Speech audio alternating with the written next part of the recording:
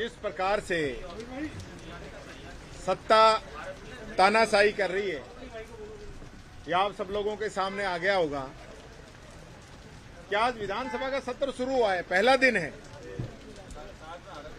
आज कोई बहुत ज्यादा कार्य नहीं था। जो विधानसभा जब नहीं थी उस दौरान जिन बड़े राजनीतिकों की या कोई बड़े हादसे हुए हैं, उनकी जिनकी डेथ हुई है, उनको सबको शोका व्यक्ति दी गई है। उनके लिए 2 मिनट का मौन रखा गया है। लेकिन बड़े दुख की बात है कि सरकार की आंखों का पानी जो है वो मर गया है, सूख गया है, खत्म हो गया है। आप कश्मीर में लोग मरे हैं, हिमाचल में लोग मरे हैं, उत्तराखंड में लोग मरे हैं, उनको हम श्रद्धांजलि दे रहे हैं। गुजरात में मरे हैं, उनको श्रद्धांजलि दे रहे हैं। लेकिन जो हमारे राजस्थान में मरे हैं, जो छोटे छोटे मासूम बच्चे जो घर से पढ़ने की कह के गए थे, वो मरे नहीं, आपके सिस्टम ने उनको मारा है। उन बच्चों के लिए आपके पास 2 मिनट का मौन करने का समय नहीं है, उनको श्रद्धांजलि देने का आपके पास समय नहीं है। पूरे राजस्थान के अंदर सैकड़ों लोग खुद आपके मंत्री कह चुके हैं, बाढ़ के अंदर, नदी के अंदर, जोहड़ के अंदर, झरने के अंदर जिनकी डूबने से मौत हुई है, उनके लिए आप लोगों के पास समय नहीं है। और हम आवाज उठाए तो हमारा माइक बंद।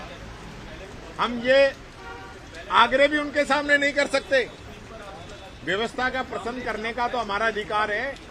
आपकी अनुमति हो तो दो, नहीं हो तो मत दो, पर आप क्वेश्चन ही नहीं पूछने दो। माइक हमारा बंद कर दो।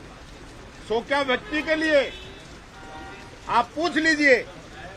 अगर मुख्यमंत्री जी वहां पे गए हुए हो तो मुख्यमंत्री जी के पास टाइम नहीं है उन बच्चों पे जाने के लिए। और हमारे तो स्पीकर साहब भी कल झालावाड़ गए थे, किसी अन्य कार्यक्रम में तो होके आ गए, लेकिन उन बच्चों के लिए इनके मन में भी कोई भाव नहीं जागे। ये बात मैं कहना चाहूंगा। ये ऐसी सरकार है जो संवेदनहीन हो चुकी है। जनता मरे, चाहे वो बाढ़ से मरे, बरसात से मरे, प्यासी मरे, इस सरकार के कोई फर्क नहीं पड़ रहा। चारों तरफ जो है अतिवृष्टि हो रही है, तबाही का मंजर है। सरकार के पास उनके लिए कोई संवेदना बची नहीं है।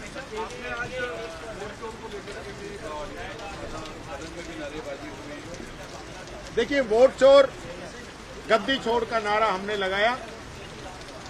हमने बात रखी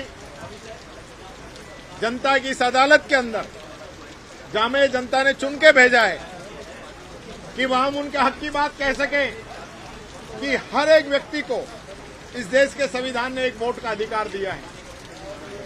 एक जगह कर्नाटक के अंदर वो एक वोट का अधिकार एक व्यक्ति कई बार उपयोग में कर रहा है, और बिहार के अंदर वो एक वोट उसका काटा जा रहा है। 65 लाख वोट एसआईआर के नाम पे काट दिए गए हैं। राजस्थान में भी ये एसआईआर शुरू कर चुके हैं। मैं ये कहना चाहता हूं, ये सारे प्रोग्राम जनता की सहूलियत के लिए हैं या जनता को परेशान करने के लिए है, जनता का वोट काटने के लिए है? ये हमारा सवाल है। आज राहुल गांधी जिस मजबूती के साथ बिहार के अंदर यात्रा निकाल रहे हैं, पूरे बिहार की जनता का समर्थन उनको मिला है, पूरे देश की जनता का समर्थन उनको मिला है। और ये साबित कर दिया राहुल गांधी जी ने कि जो उनके द्वारा डेटा दिया गया था, जो बात उन्होंने रखी थी, प्रेस कॉन्फ्रेंस उन्होंने की थी, 1.5 घंटे तक एक एक चीज जनता के सामने रख दी थी, वो डेटा चुनाव आयोग की वेबसाइट से ही लिया था। और उसका सत्यापन करने की बजाय चुनाव आयोग कहता है कि आप हल्फनामा दीजिए। किस चीज का हल्फनामा? आप चेक करिए। और आपको लगता है कि राहुल गांधी जी ने झूठ बोला है तो देश की जनता को बताइए। भारतीय जनता पार्टी के एजेंट के रूप में आप काम कर रहे हो, ये ठीक नहीं है। पहले ईडी, इनकम टैक्स, सीबीआई पे आरोप लगता था, अब चुनाव आयोग भी उसके अंदर आ गया। तो देश की जनता का विश्वास खत्म हो जाएगा इन संस्थाओं पर से, क्योंकि ये संस्थाएं इस देश को एक रखने का काम कर रही हैं। अगर यही पार्टी बनेगी तो मैं समझता हूं देश का लोकतंत्र कायम नहीं रह पाएगा। ये बात मैं कहना चाहूंगा। अभी आने दीजिए। कल मैंने देखा था एक क्वेश्चन लगाया फूल सिंह मीणा जी ने, जो कि भारतीय जनता पार्टी के ही विधायक हैं, उनके द्वारा एक क्वेश्चन लगाया गया कि राजस्थान में लव जिहाद के कितने मामले हुए हैं। सरकार ने जवाब दिया है 0। फिर वो दूसरे खंड में पूछते हैं इसको रोकने के लिए आप क्या प्रावधान कर रहे हैं, तो सरकार कह रही है कि हम धर्मांतरण कानून लेके आ रहे हैं।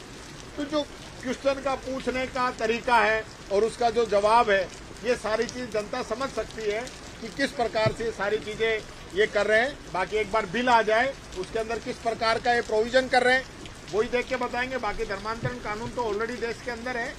ये क्या किन बिंदुओं के साथ लेके आ रहे हैं, एक बार बिल पेश हो जाएगा तो जरूर उस पर भी हम बात करेंगे। दिल्ली साहब एक इसमें प्रोविजन है कि जहां पर धर्मांतरण हुआ जिस जगह पर उस बिल्डिंग को बुलडोजर से गिरा दिया जाएगा। भाई देखिए, जब तक ये सारी चीजें सामने नहीं आए तब तक तो हम इस पर कुछ कह नहीं पाएंगे।